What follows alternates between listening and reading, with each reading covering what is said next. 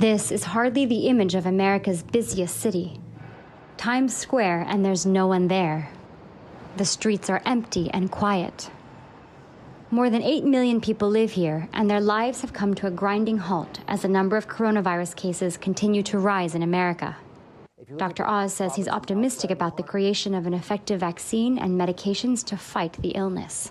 We have medications that are going to work quite nicely to slow the virus growth and deal with the complications if you start to die from the coronavirus. But most people won't. The vast majority of people are going to have very subtle symptoms. 80% will be a day or two of not feeling their best, and they're over it. It's the other 20% that we worry about. New York City has taken sharp measures to try to stop the spread of the coronavirus, closing tourist attractions, restricting restaurants to takeout and delivery only, and banning crowds over 50 people. With businesses, restaurants, and tourist attractions closed, the governor has said the city's revenue projection is bleak.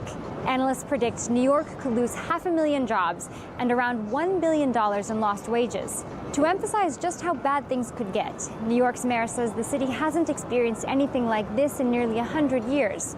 He says coronavirus's economic fallout may rival that of the Great Depression, which began right here back in 1929.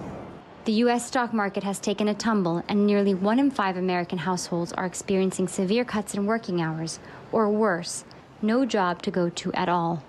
And the healthcare system may be harder hit, as the virus is expected to peak over the next 45 days.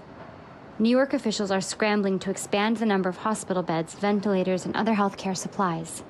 But one local politician says the city should have been more prepared.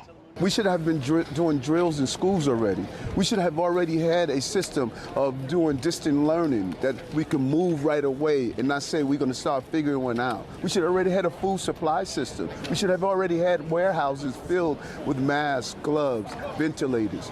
You know, this is an embarrassment to the entire American public that we were not prepared. We knew this was coming, and we should have been better prepared. Shame on us for what we have done to the American people. The mayor says it could be months before businesses and tourist attractions reopen to the public, and that means the city that doesn't sleep will likely remain quiet for some time to come. Alexi Noelle, TRT World, New York.